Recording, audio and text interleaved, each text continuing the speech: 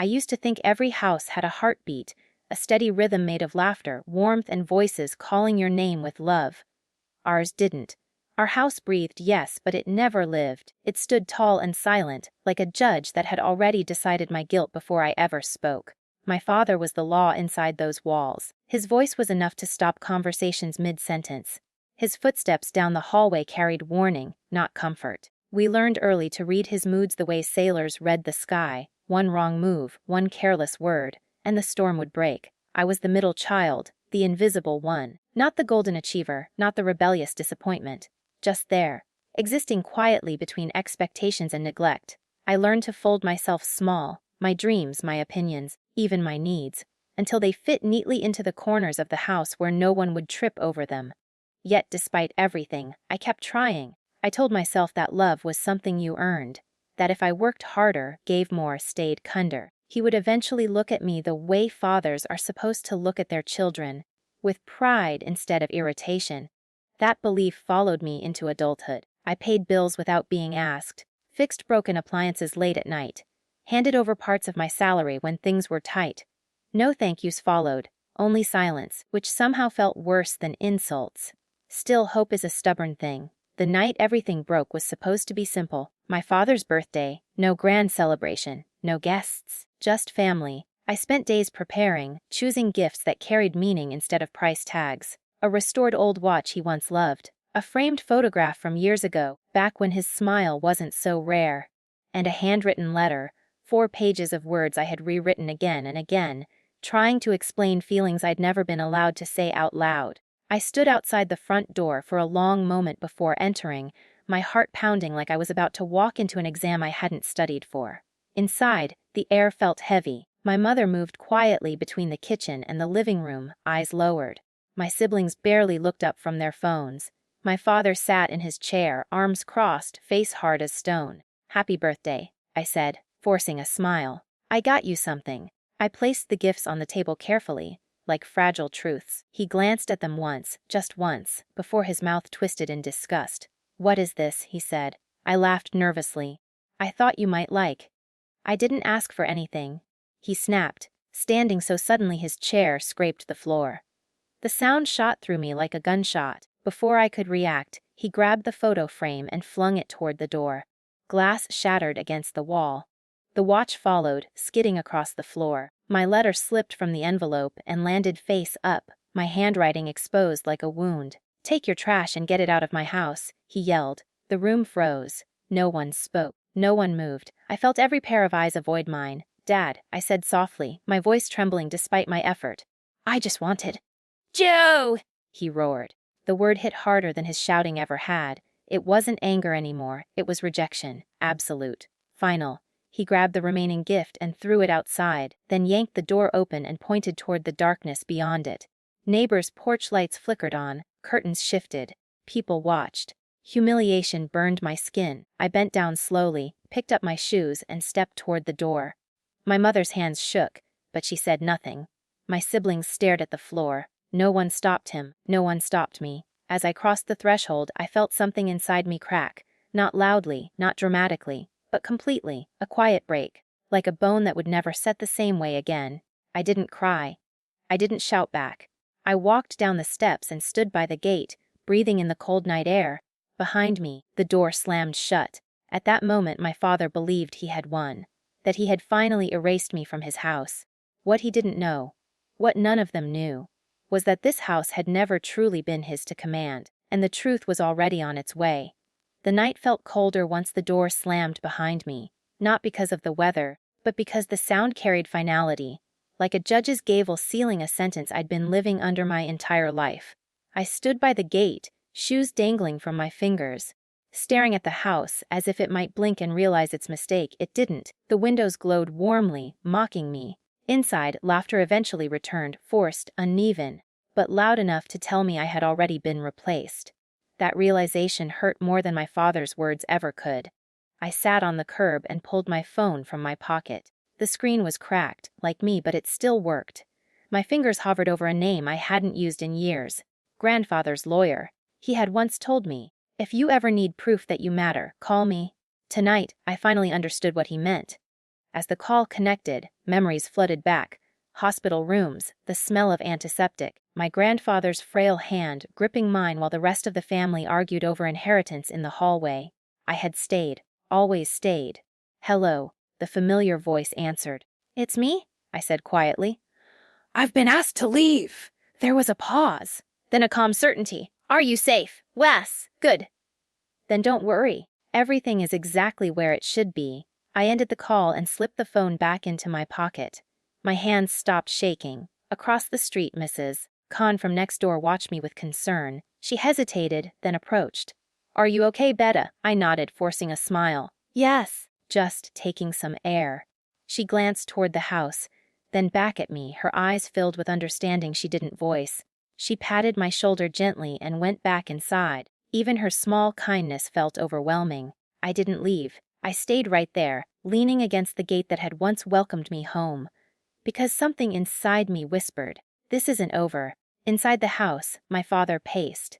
I could hear his voice through the thin walls, complaining, justifying, rewriting the story to make himself the victim. He always did that.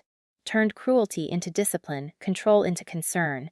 What he didn't know was that years ago, when my grandfather's health was failing, he had seen through all of it. "You're the only one who doesn't want something from me," my grandfather had said one evening, his voice weak but his eyes sharp. "That's why I trust you."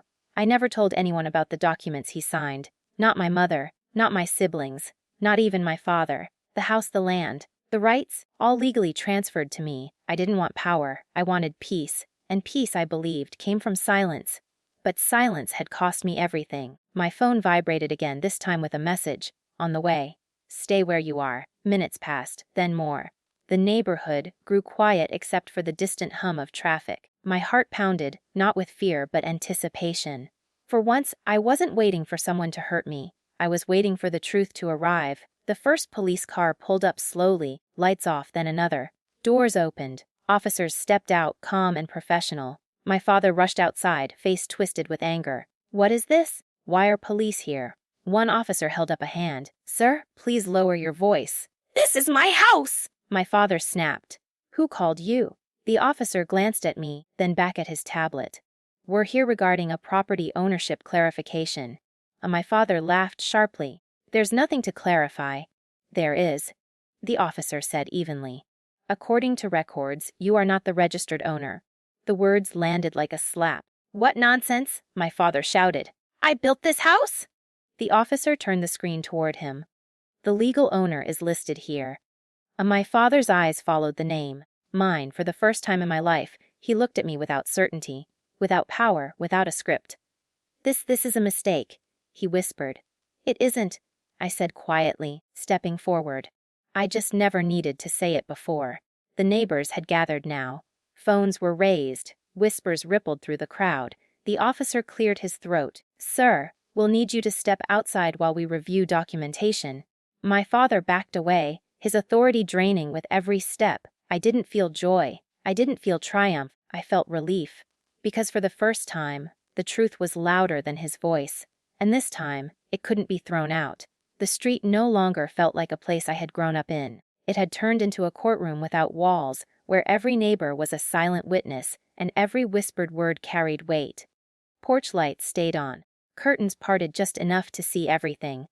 My father stood at the center of it all, his chest rising and falling as if he were trying to breathe authority back into himself. But authority doesn't survive truth. One of the officers asked him again, more firmly this time, to step outside the house. My father hesitated, glancing at the doorway as if it might protect him. It didn't. He walked out slowly, shoulders stiff, jaw clenched. "This is harassment," he muttered. "I've lived here for decades." "Yes, sir," the officer replied calmly. "And residency is noted. Ownership is different." That sentence cracked something open. My mother appeared at the door then, her face pale, eyes wide. She looked at me, searching my face for anger, for cruelty, for revenge. She found none, only exhaustion. "What's happening?" she asked, her voice barely audible.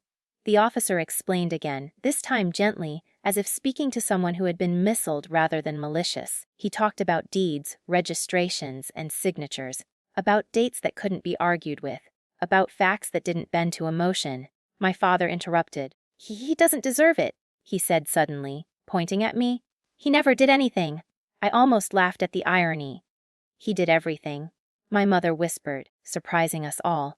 The words hung in the air, fragile and dangerous. My father turned toward her slowly, disbelief written across his face. Don't, he warned. But it was too late. Something in her had shifted. He stayed when your own brothers wouldn't. She continued softly.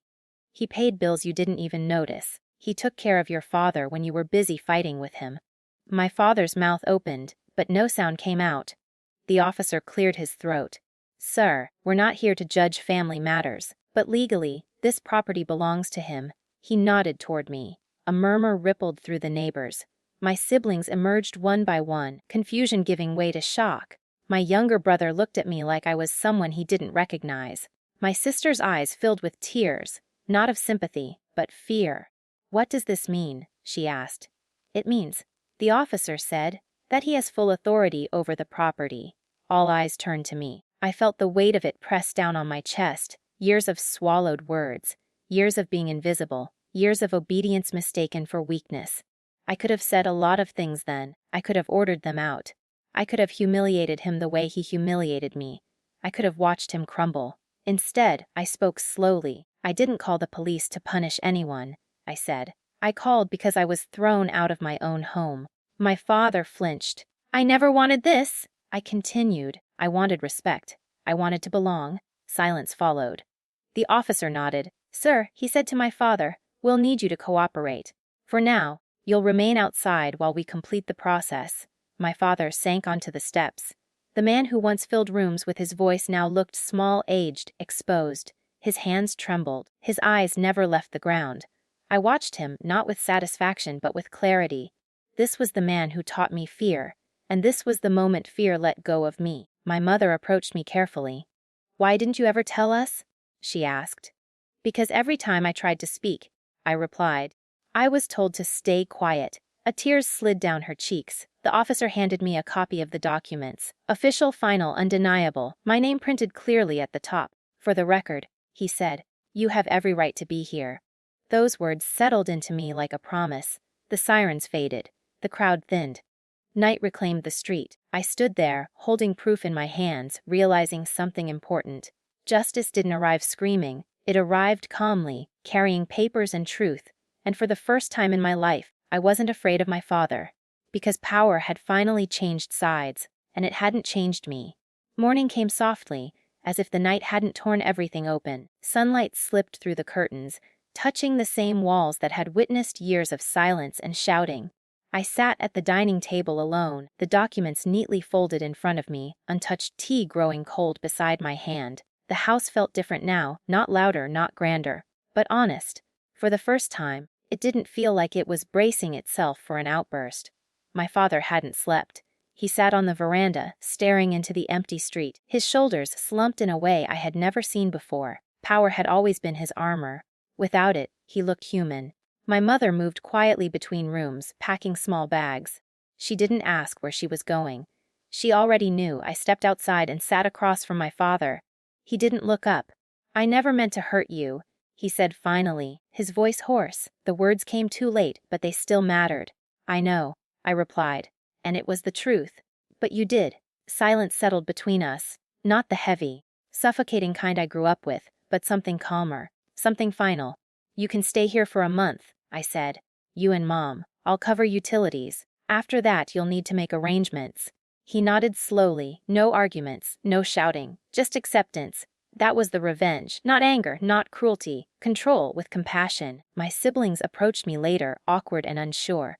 Apologies spilled out in fragments, some sincere, some driven by fear of change. I listened, but I didn't promise anything. Forgiveness, I had learned, didn't mean access. Over the next weeks, the house transformed. Not physically, but emotionally. The shouting never returned. The air stayed light. Boundaries replaced fear. I began packing my own things. You're leaving? My mother asked, surprised. Yes, I said gently. This house was never my dream. Freedom is. She hugged me for the first time in years. It felt unfamiliar, but real. On my last day, I walked through every room, touched the walls, remembered the child who used to hide his tears in these corners. Then I locked the door behind me and handed the keys to an agent. I didn't need to own the place anymore. I used the money to build something new. A quiet apartment filled with light, mornings without yelling, nights without fear, a life where my worth wasn't debated. Months later, I saw my father at a family gathering. He spoke softly now, listened more than he talked. Sometimes he looked at me with regret, sometimes with pride. We weren't close, but we were honest. And that was enough. The greatest revenge wasn't watching him fall. It was walking away healed, carrying peace instead of pain, and knowing I would never again beg for a place where I already belonged.